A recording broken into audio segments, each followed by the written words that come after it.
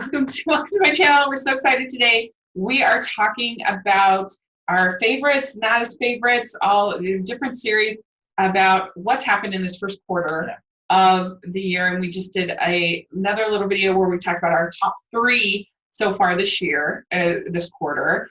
And now we're going down into the bad ones. We're going to talk about the worst of 2019 so far. And so it's pretty, it's overall been a pretty good year. Like there's, aside from a couple, there's been not that many that have made me want to die. And like most of them, I've seen some, like I wasn't able to have them be fresh on Rotten Tomatoes, especially because I'm not including some Sundance ones. If I was, I'd be a lot more upset.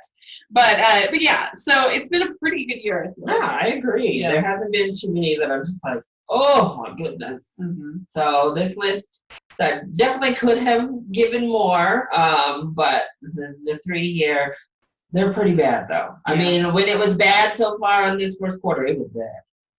Yes, yeah. So it'll be interesting to see what we have on our list. So my worst film that's been released so far this year is What Men Want. And I knew that I would hate this movie, so maybe it's a little bit unfair. I did try to give it a chance, but I hate the original What Women Want. I think it's so awful. And I've hated it ever since I was a teenager. I never liked it.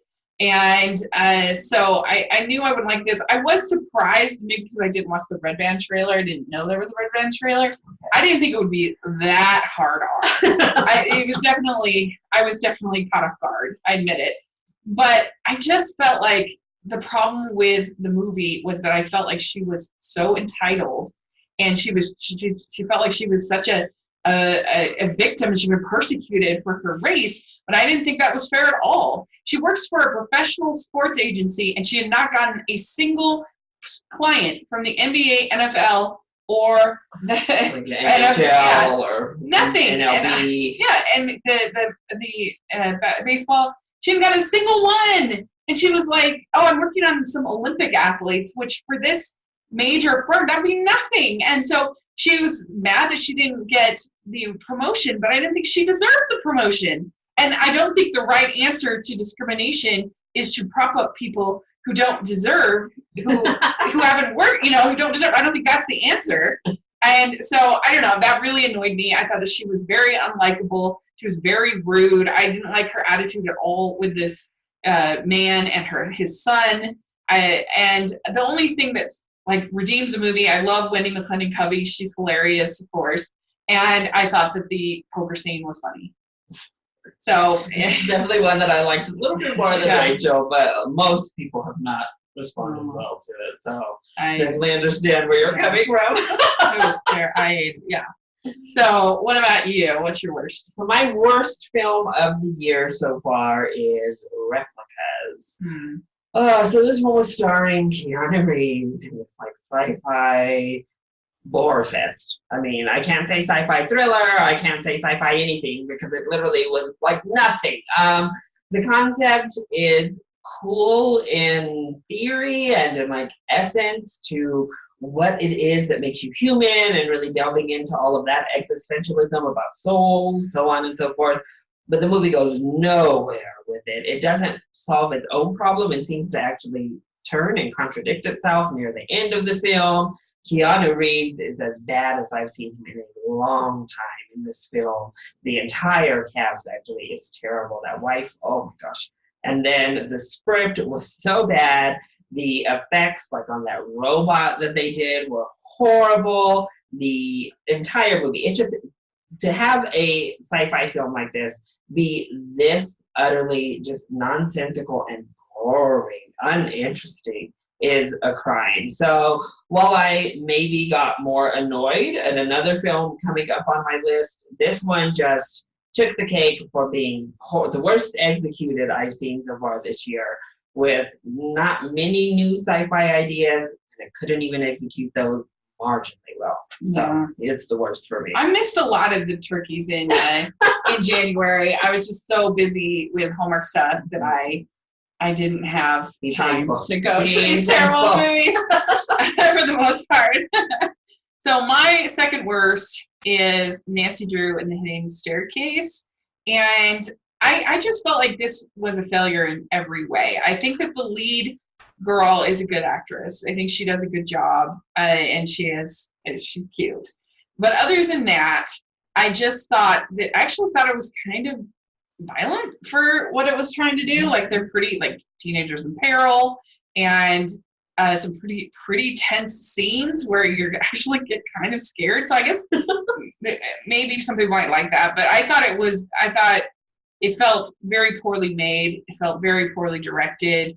It wasn't an interesting mystery to me, and I felt like we watch all these cozy mysteries, they're called, and on Hallmark, where they have, it's kind of like Murder She Wrote kind of type of mysteries that they have a lot of on Hallmark.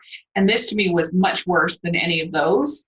And so if you can't make it on Hallmark, then it should be on the big screen. I'm sorry. So it's not, I didn't want to die. It's not like the worst thing I've ever seen, but it just was not a successful movie. This is one that kind of came out with near to no publicity. It didn't really get a wide release. I didn't even see box office numbers reported for this film, so I'm assuming it just did that terribly, that it came out on like Blu-ray and DVD just a couple weeks after its theatrical release. So I didn't get a shot to see it, but I don't think I was missing much. It feels like a TV movie in the bad sense of a TV movie to me. It's not one of the good TV movies. So that's my opinion. I would just stick with the Emma Roberts one from a few years back. That was fun, Nancy Drew, in my opinion. So what do you have at number 2? So at number 2, I have The Beach Bum. And this film has people split. I know people out there in the film verse really enjoyed this film, thought it was good. I really was not one of them, though. I thought this movie was pretty much terrible.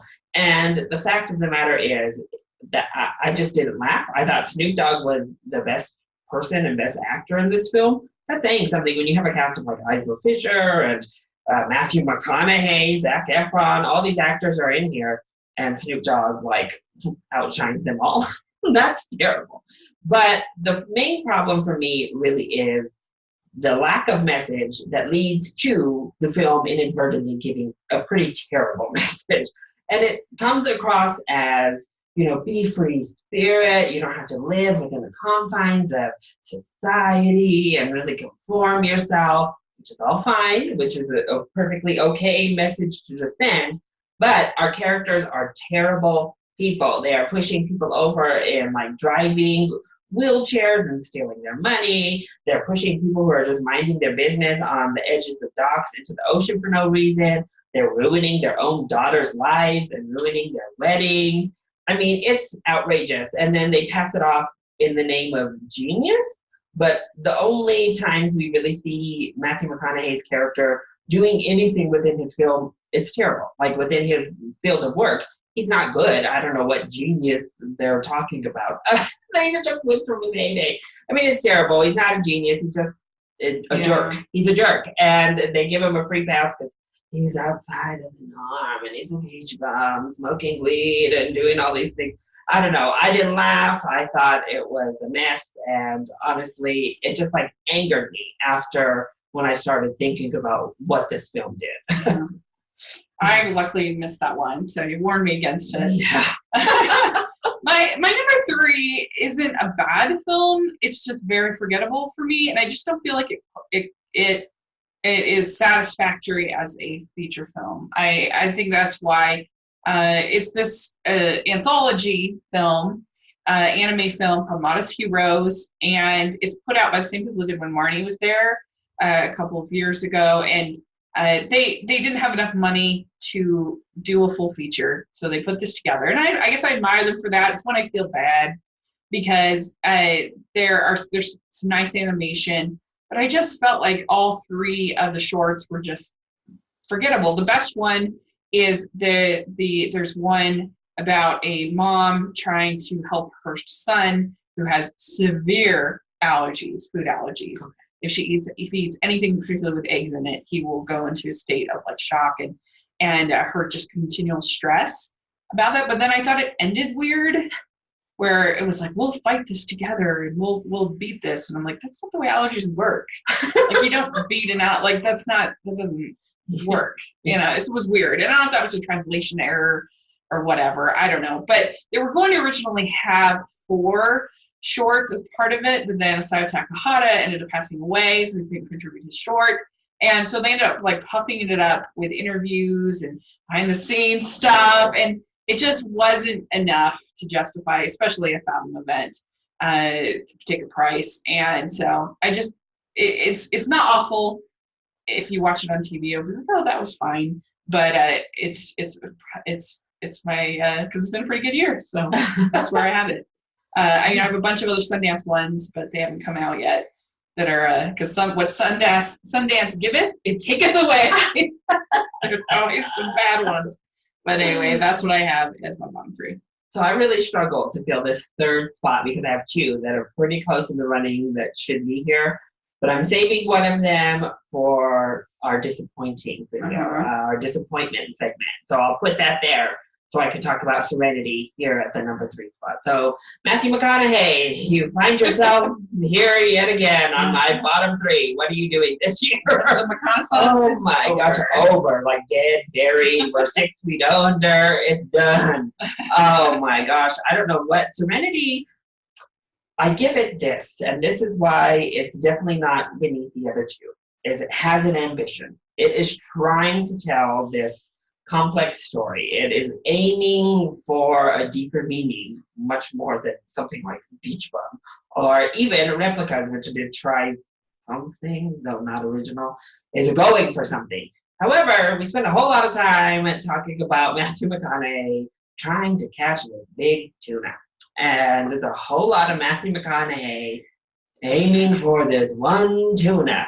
And isn't there quite the twist in this movie? So there's a twist, and then the twist ends up making it all just like crazy. I mean, that's what makes it so outrageous that it's almost must see. Like, this film is almost must see because it just goes so wild, and the twist is just so out there that you're like, what? Anne Hathaway, okay. That's about all I have to say about that. And then we had, who was it? Jason Clarke is also in this film. He's not good. Just around, Digimon Hansu is in this film. He's okay. Everybody's just okay. Matthew McConaughey is the best performance, at least, in the film this time around.